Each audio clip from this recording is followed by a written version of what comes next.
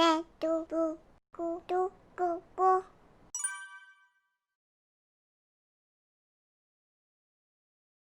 방아 찧는 호랑이. 옛날 옛적 호랑이가 담배 피던 시절 외딴 산골에 집이 한 채 있었습니다.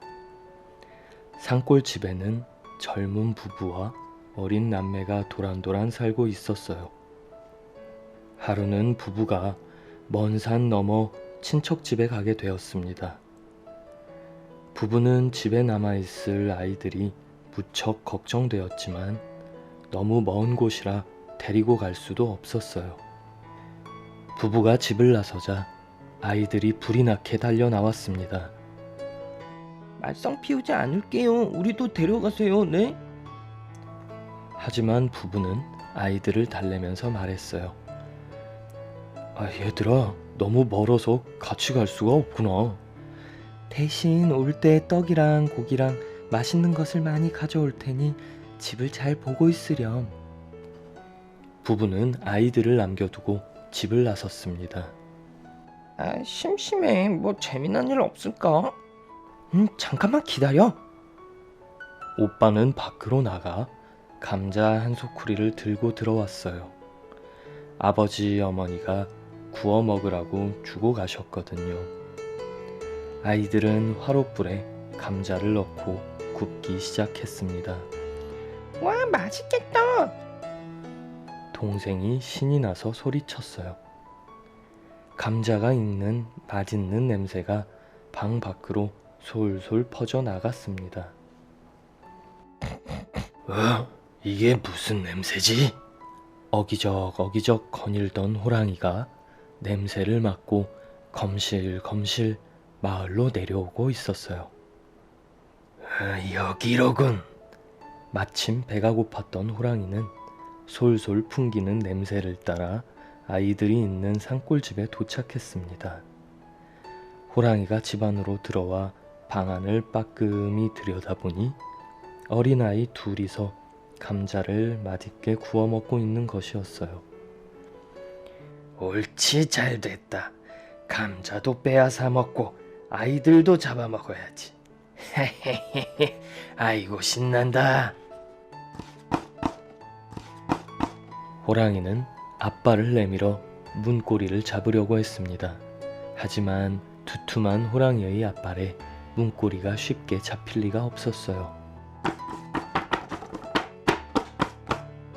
밖에서 나는 이상한 소리에 아이들이 깜짝 놀라 문틈으로 밖을 내다보았습니다.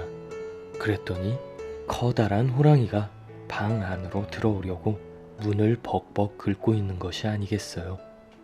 호랑이다! 오빠 무서워! 쉿! 조용히 해! 나한테 좋은 수가 있어! 오빠는 반지꼬리에서 바늘을 한 움큼 꺼내왔습니다. 그러고는 방문 창호지에 바늘을 더금더금 찔러 놓았어요. 아무것도 모르는 호랑이가 다시 문을 열려고 앞발을 내밀었습니다. 따가워! 호랑이는 창호지에 박힌 바늘에 발바닥을 찔리고 말았어요.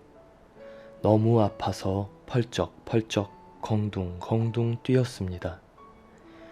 이놈들, 이대로 물러설 수는 없지.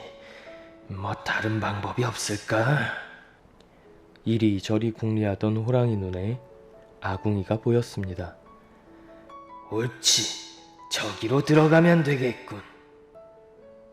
한참을 덜덜 떨던 아이들은 갑자기 밖이 조용해지자 궁금해서 견딜 수가 없었습니다. 오빠, 호랑이가 갔나봐. 잠깐만 기다려. 내가 확인해 볼 테니까. 오빠는 의젓하게 말하고 문틈으로 밖을 내다봤습니다. 아니, 이게 뭐야?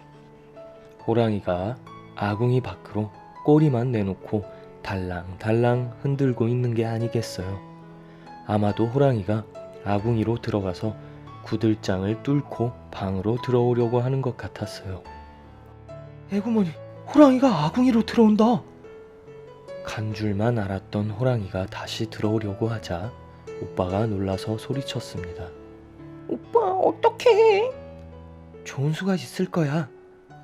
한참을 생각하던 오빠가 동생을 달래며 말했습니다. 금방 올 테니까 걱정하지 말고 있어. 오빠는 뒷문을 열고 잽싸게 뒷마당으로 나갔습니다. 뒷마당에는 아궁이에 불을 붙일 때 쓰는 집단이 잔뜩 쌓여 있었어요. 오빠는 재빨리 젖은 집단에 불을 붙여서 굴뚝에다 쑤셔 넣었습니다. 그러고는 다시 방으로 돌아와 문을 잠그고 기다렸어요. 잠시 후 굴뚝에서 젖은 집단을 태운 연기가 붕괴뭉괴 피어오르기 시작했습니다. 아이고, 숨 막혀. 아궁이로 몸을 들이민 호랑이는 굴뚝에서 들어오는 매운 연기 때문에 숨을 쉴 수가 없었습니다. 아무리 무서운 호랑이라도 매운 연기에 당해낼 방법은 없었거든요. 눈물, 콧물 흘리면서 캑캑 대다가 그만 아궁이 밖으로 나오고야 말았습니다. 와, 우리가 이겼다!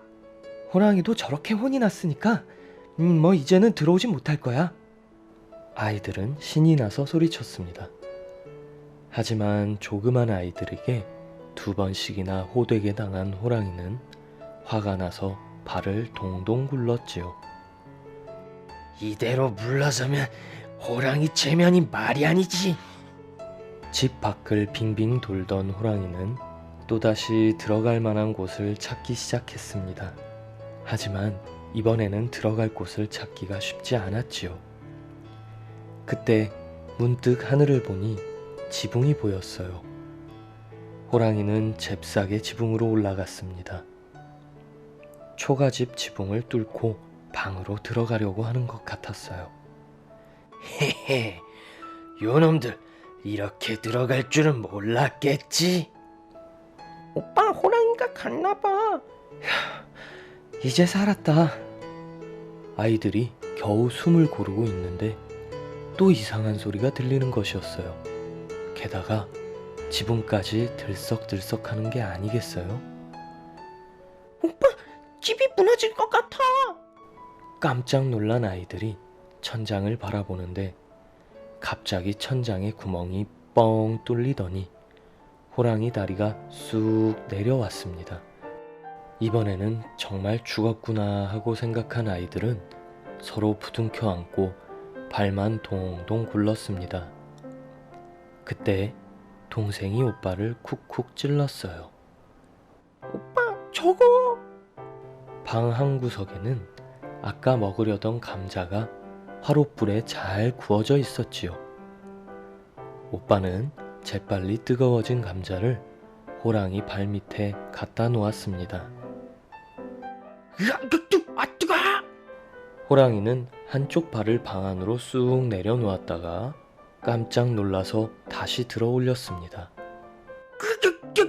뜨거! 그러고는 다른 쪽 발을 내렸는데 또 뜨거운 것이 있었어요.